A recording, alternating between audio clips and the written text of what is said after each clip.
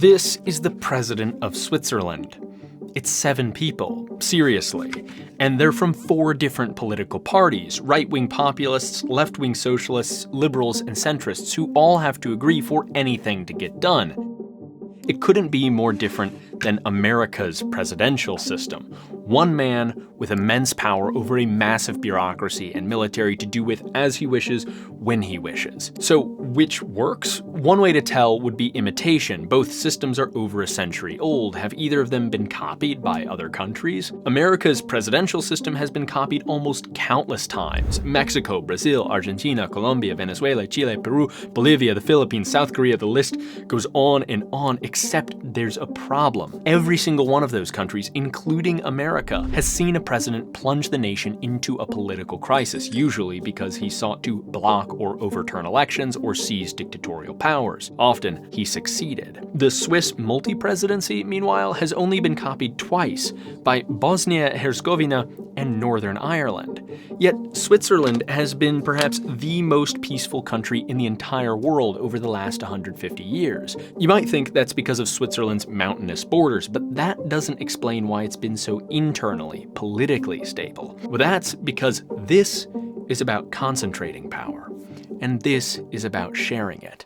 Maybe you think that sounds silly. America is a diverse country where someone needs to show leadership to get us to work together. While Switzerland is homogeneous and united. Sharing power is easy when everyone already trusts each other. Except that's just not true. Switzerland is anything but homogeneous. They have 4 official languages and a society split between Catholic and Protestant, between German, French, and Italian-speaking communities, once so divided that they nearly tore their country apart in a civil war. This system isn't the product of peace and cohesion, it's the product of war and division, and it has given Switzerland peace and cohesion by using 3 genius ideas: ZAUBERFORMEL, CONCORDANCE, and VOTAZIONE.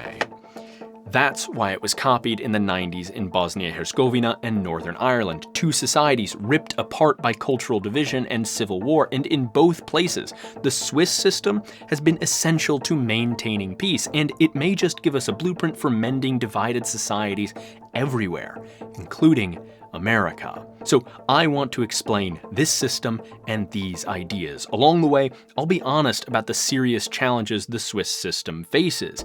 How do they get anything done? Why do the Swiss vote on 6 constitutional amendments every year? And what can America, a country already drowning in vetoes, stagnation, and divisions of power, possibly stand to gain from dividing power even more? So, this is why Switzerland has 7 presidents at once, and why this apparently insane idea may just be genius, after all. In Switzerland, no one wins an election.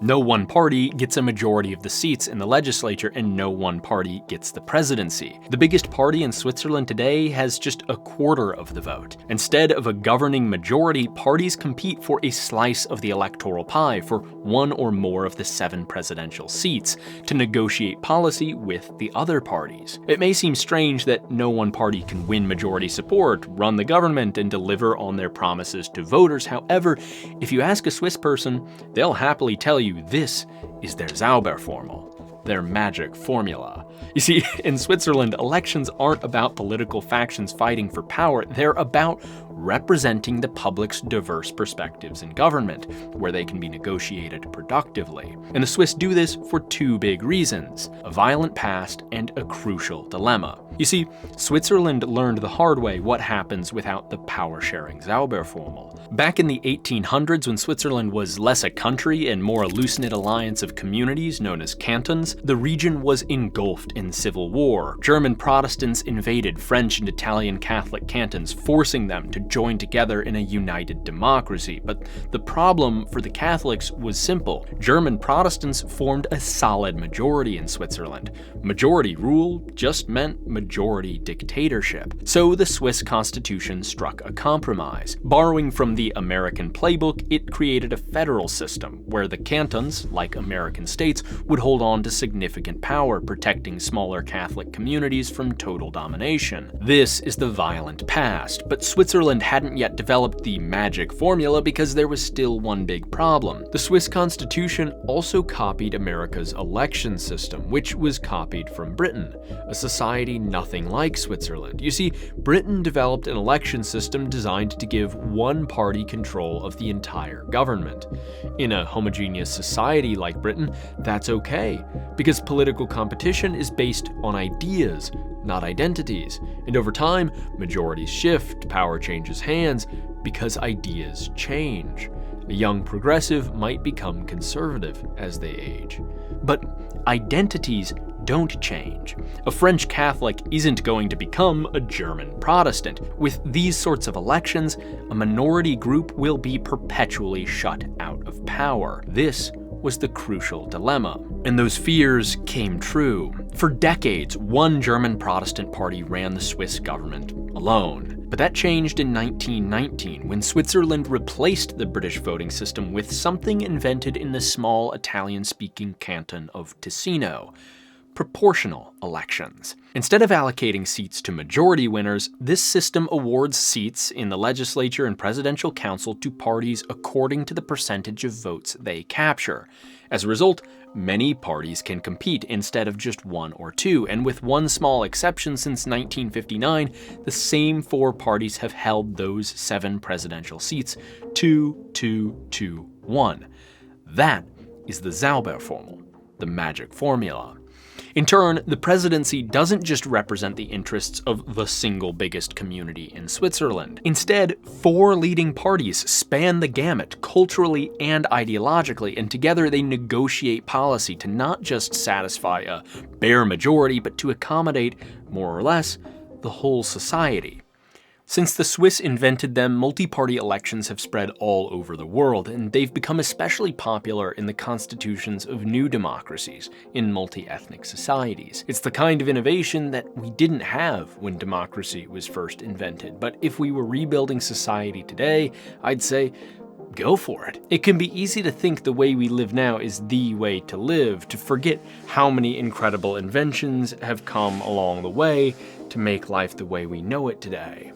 Which is why I love the book, The Ultimate Guide to Rebuilding Civilization. And I love it so much, I actually reached out to them and they agreed to sponsor this video because it is genuinely so cool. It's got over 400 pages of beautiful hand-drawn illustrations done by dozens of real human artists, which is rarer than ever these days, that detail nearly 200 of the most important inventions, innovations, and ideas that define our world. Here's the spread on gunpowder that actually explains how to make it. This section on sewing machines helped me understand how they actually work, which I always wondered about. These illustrations for crop rotation are just so cool. And there's so much I didn't know in this section on penicillin. Whether it's history, science, art, engineering, design, or something else, each turn of a page in the book feels like such a cool adventure. The paper is heavy and feels really nice.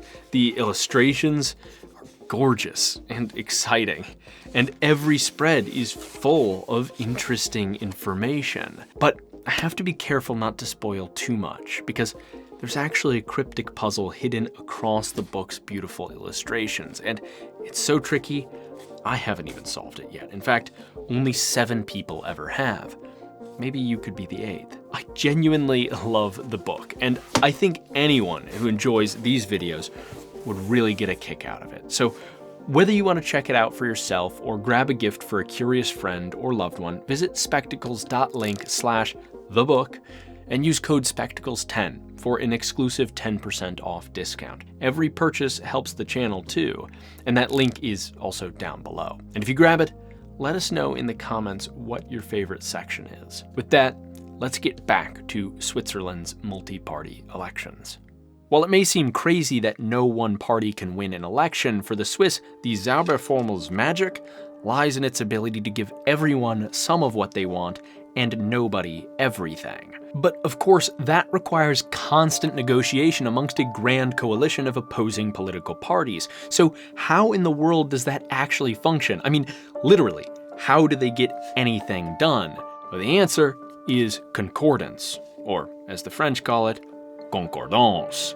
It's a 3-step procedure: draft, circulation, and consultation, my favorite part, that put together builds consensus over policy across Swiss society. Step 1 is the draft. Typically, laws in Switzerland are drafted here in the Federal Council, that is, by one of Switzerland's 7 executives. You see, the 7 Swiss presidents are actually each in charge of specific departments: finance, defense, foreign affairs, etc. Whoever heads the relevant department is responsible for drafting the law, so a bill about a new tax or import duty would be drafted by the head of the finance department. Then, draft bills are circulated to the 6 other members of the Federal Council for comment and feedback. This allows the bill to be revised, synthesizing diverse perspectives across Switzerland's political landscape and hopefully showing the path to a middle ground. Finally, there's step 3, my favorite: the consultation. Once a draft is ready for more serious consideration, the council shares it with the public, inviting affected citizens, interest groups, and organizations to provide feedback on the proposal.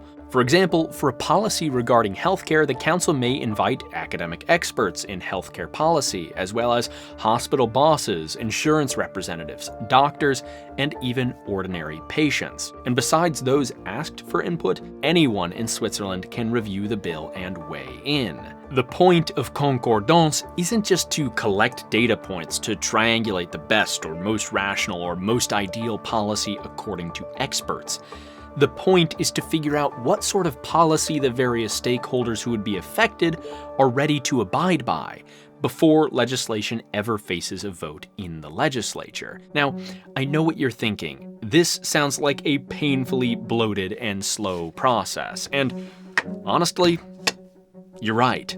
It's so slow it took until 1971 before women had the right to vote in Swiss federal elections, and some small cantons held out until literally 1990. Gay marriage was only legalized in 2022. But hard as it may be to believe, the Swiss do have some good reason to take things slowly. Hear me out. The main way big progressive change happens in a 2-party system like Britain or America is that righteous but controversial policies get bundled with more popular bread and butter promises that a party can really campaign on. Then, once that party wins, they can claim a mandate to do all they promised, including the less popular items, even if most of their votes came in spite of that issue rather than because of it. You can sort of think of it like sneaking some medicine in with the candy, except you can slip anything in with the candy. Parties can just as easily bundle unpopular and unrighteous ideas into their platforms and claim a mandate just the same. Or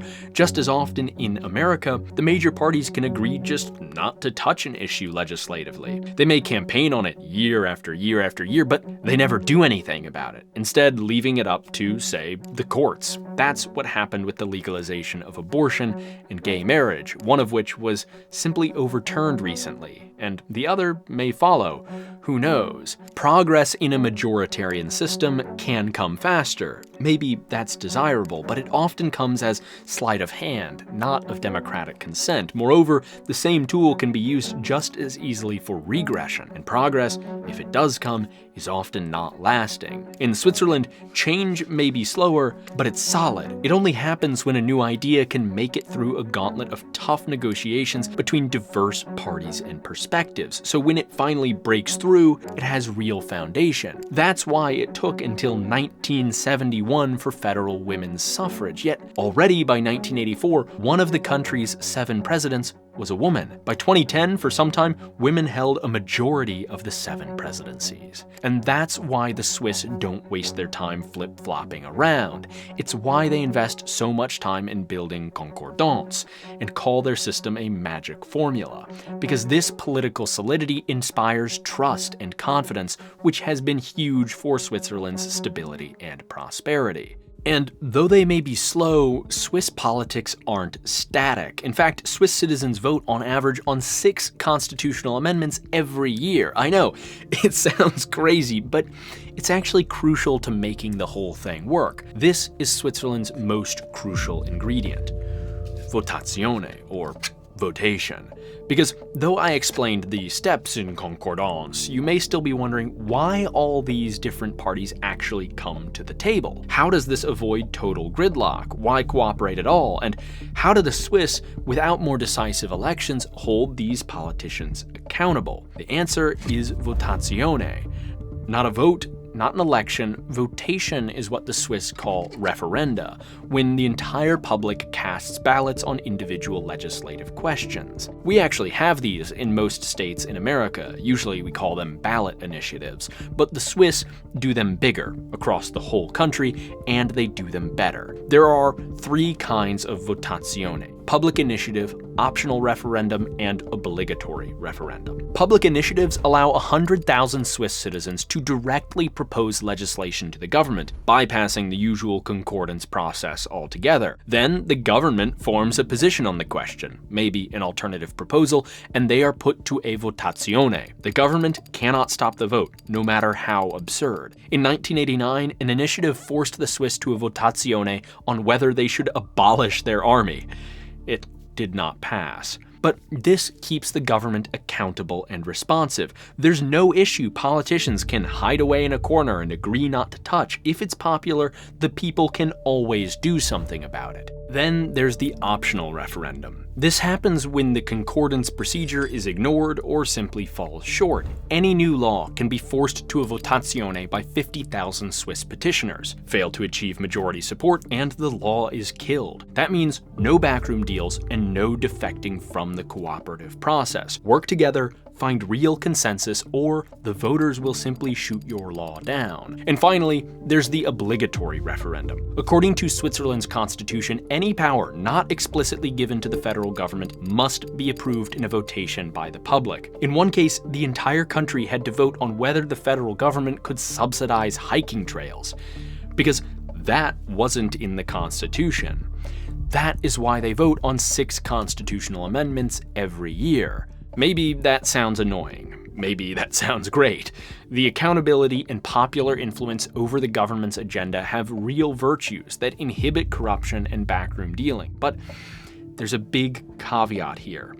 It isn't just the people that count in votazione. Because remember, Switzerland is a federal system, and one of the reasons giving the federal government more power is so difficult isn't just to protect individual citizens, it's to protect the cantons, Switzerland's states, which is why the obligatory referendum and public initiative require a majority of citizens and a majority of cantons to pass. That means one citizen from the canton of Uri can outweigh 35 from Zurich, and with how the Swiss count the cantons, some have 2 votes, some have 1, that means 20% of voters can theoretically shoot down practically anything. And it's not just theory. Remember, these cantons are representative of actually divergent cultural communities that still exhibit major differences today. That 20% figure, it's proven a real obstacle many times in Swiss history. It's a big reason why women's suffrage, for example, took until 1971. So here's the other big challenge for the Swiss system. How is this actually democratic? It sounds quite like America, where a voter in Wyoming counts the same as 70 Californians in the Senate, where we have a filibuster that allows 30% of voters to blockade practically any political action. We have a constitution that is mind-numbingly difficult to amend, and a political system so chock full of divisions of power and veto points that it can feel like the last time Congress actually did anything was 10, 15, 20 years ago. And it's true. The Swiss system isn't perfectly democratic. Any federal system sacrifices the principle of one person, one vote to some extent, because in some societies, that would just spell majority dictatorship. But what the Swiss system has going for it is, though it may be slow, though it may be conservative, it may have its flaws, it is functioning. You see, the Swiss system was never designed to be fast. It was designed to be solid. It wasn't designed to steamroll diverse cultural groups or crown a winner among them, but to mediate and negotiate their differences to keep the fragile idea of Switzerland alive. And we should pay attention to them because the Swiss took their early cues from America, because the American system was designed with the exact same intentions, and since the founding, America has only grown more diverse and more heterogeneous. genius. In turn, we haven't just slowed down. We've become dysfunctional. Our politics are deeply polarized. Many minority groups are perpetually shut out of politics. The system is not negotiating our differences. It's freezing under pressure and delegating more and more power to one individual, one president with an increasingly dubious mandate. And that has happened because the American system was highly experimental. Federalism was essentially a new idea. Separation of powers and checks and balances were essentially untested. And these were, and are, incredible innovations on the British model for a larger, more diverse society, but the founders had their shortcomings. Besides condemnable concessions like slavery, they also simply couldn't have figured everything out. But luckily, the Swiss were willing to carry the torch. And instead of stopping at federalism, a rigid constitution, and separations of powers, they went further. They divided the executive into 7 people to prevent ambitious mandates. They made their elections proportional to allow many parties to compete, ensuring perpetual minorities weren't perpetually shut out of power. They invented a magic formula to share that power. They designed systems that produced concordance, and they built votations to keep politicians collaborative, accountable, and honest. In many ways, Switzerland is incredibly strange. In others, it's incredibly familiar. It's almost like a bizarro United States, yet those bizarro features are really just evolutionary applications of American principles, and they work remarkably well. But that isn't to say they're not without shortcomings. Federalism is easy to practice when you're isolated up in the mountains and can tend to your own affairs, but as Switzerland becomes more enmeshed in European systems and global trade, anger is growing as many cantons feel they're losing a grip on powers they once held dear. For example, how can a small canton support its historic dairy industry when cheaper milk and cheese come flowing in from France? The brilliant ZAUBERFORMEL too has been shaken lately. It's apportioned seats 2-2-2-1 to the same 4 parties since 1959, with only one brief interruption.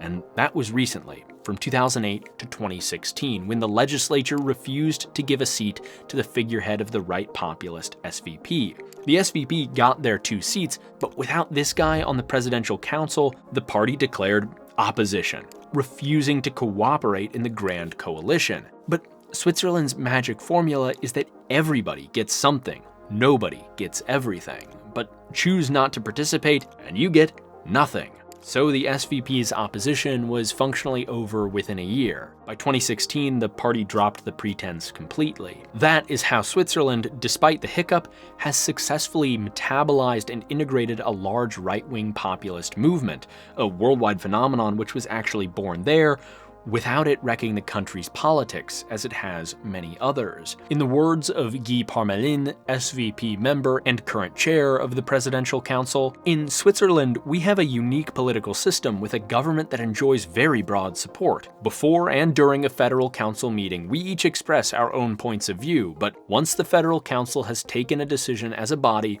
we all stand behind it, collegially and loyally." That ability to take big divisive forces and rein them in, not to eliminate or silence them, but to redirect them to productive cooperation, that is the magic of the Swiss system and of 7 presidents. That's exactly why in the 90s, when the Balkans descended into brutal war following the breakup of Yugoslavia, one of those new countries looked to Switzerland. In Bosnia-Herzegovina, they have 3 presidents, 1 Bosniak, 1 Croat, and 1 Serb. And that's why, just a few years later, peacemakers in Northern Ireland created a plural executive too. For decades, Protestants dominated politics there, perpetually shutting the Catholic minority out of power and driving the country into car bombs, massacres, and civil war. So instead of 1 executive, they now have 2, 1 Catholic and 1 Protestant. The point of this isn't to say that every country should have 7 presidents, or 2 or 3. It's to say that while it seems crazy, the Swiss have good reason to do what they do. For their society, I'd call it genius. But it isn't just for Switzerland either. Any diverse society could learn a lot from this country. Switzerland learned a lot from America.